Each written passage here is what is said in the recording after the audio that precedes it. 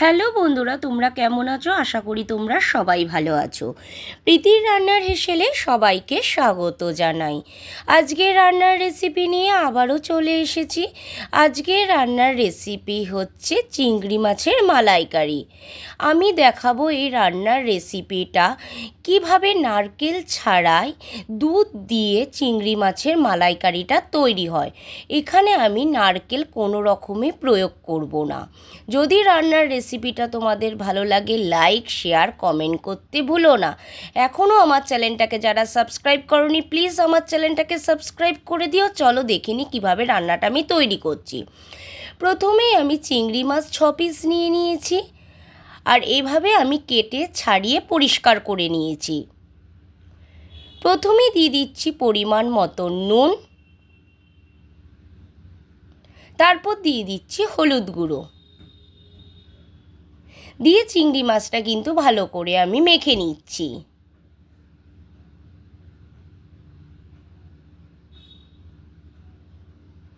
চিংড়ি মাছটা দেখো আমার মাখা কিন্তু হয়ে গেছে।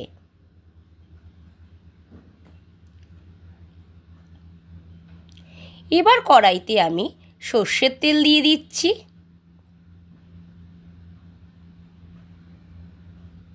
তেলটা আমার গরম হয়ে গেছে।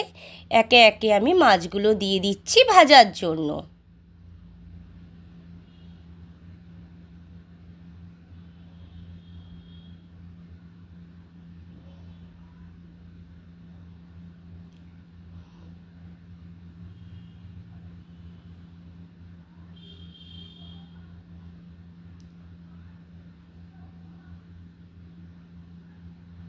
দেখো চিংড়ি মাছটা কিন্তু আমার এক সাইড ভাজা হয়ে গেছে। আমি চিংড়ি মাছটা কিন্তু উল্টে দিচ্ছি ওপিট হওয়ার জন্য।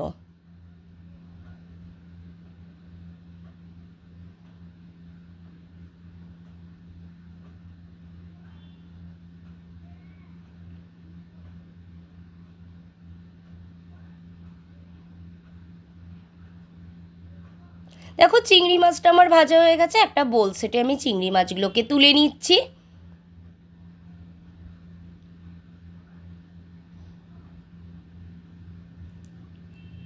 তারপরে একই পদ্ধতিতে আমি আরও 2খানা চিংড়ি মাছ দিয়ে দিচ্ছি ভাজার জন্য। চিংড়ি মাছ বেশি ভাজবেন না, হালকাই কিন্তু চিংড়ি মাছটা ভাজবেন। দেখো ওপিট হয়ে গেছে, আমি উল্টে দিলাম। চিংড়ি মাছগুলো ভাজা হয়ে গেছে। আমি একটা বোল সেটে আবারও তুলে নিচ্ছি চিংড়ি মাছগুলো।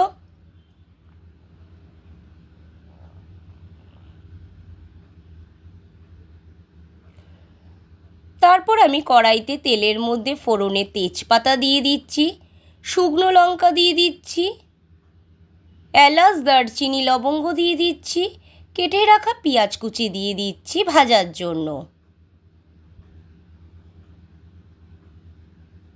তারপর দিয়ে দিচ্ছি পরিমাণ মতো নুন, দিয়ে পেঁয়াজটা কিন্তু আমি ভেজে নেব।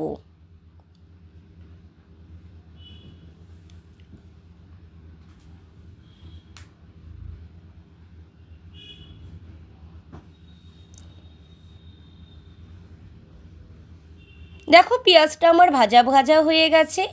এরপর কেটে রাখা টমেটো কুচিটা আমি দিয়ে দিচ্ছি। টমেটোটা দিয়েও কিন্তু আমি ভালো করে ভেজে নেব।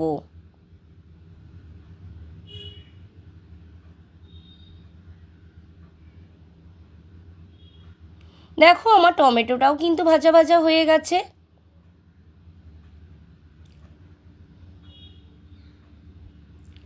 এরপর দিয়ে দিচ্ছি পরিমাণ মতন হলুদ গুঁড়ো, পরিমাণ মতন জিরের গুঁড়ো। এখানে আমি 1.5 চামচ জিরের গুঁড়ো দিচ্ছি। তারপর দিয়ে দিচ্ছি কাশ্মীরি লঙ্কার গুঁড়ো,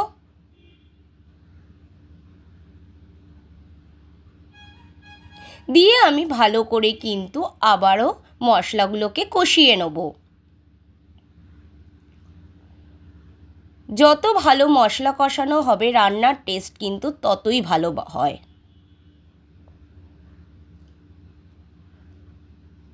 তারপরে দিয়ে দিচ্ছি এখানে আদা বাটা, তারপর দিয়ে দিচ্ছি রসুন বাটা, দিয়েও আমি ভালো করে আবারও আমি নাড়িয়ে নিচ্ছি।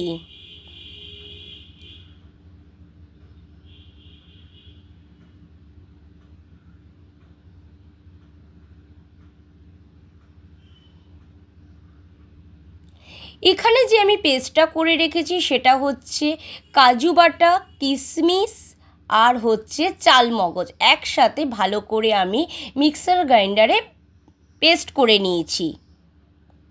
কিশমিশটা দিলে কি হবে, এখানে আমার কিন্তু চিনিটা দেওয়ার আর কোনো প্রয়োজন মনে হবে না, আর চিনিটা দিতেও লাগবে না।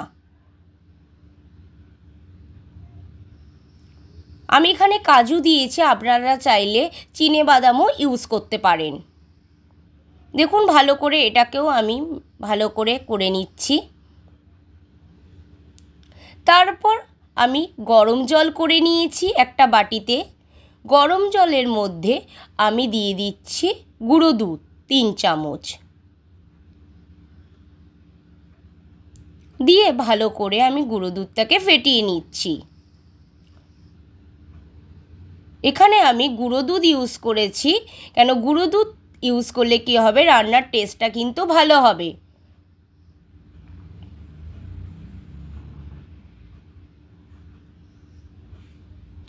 এরপর আমি ভালো করে আবারও নাড়িয়ে নিচ্ছি।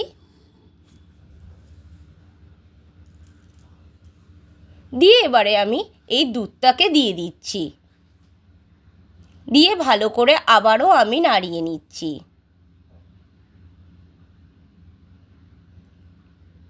এটা একবার বাড়িতে ট্রাই করে দেখবেন, আশা করি রান্নাটা খেতে কিন্তু খুবই ভালো হয়।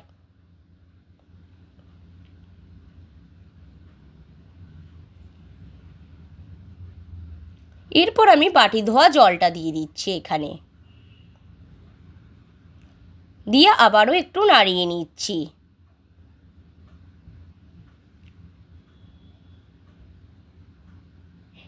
এরপর দিয়ে দিচ্ছি পরিমাণ মতো নুন আর 1 চামচ ঘি, দিয়ে আবারও ভালো করে আমি নাড়িয়ে নিচ্ছি।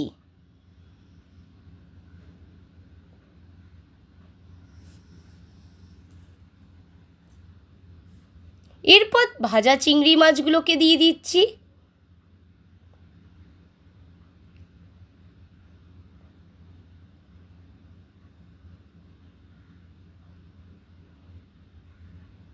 দিয়ে একটু ভালো করে নাড়িয়ে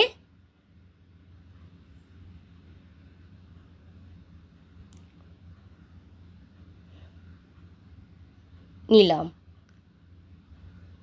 এরপর পরিমাণ মতন জল দিয়ে দিলাম।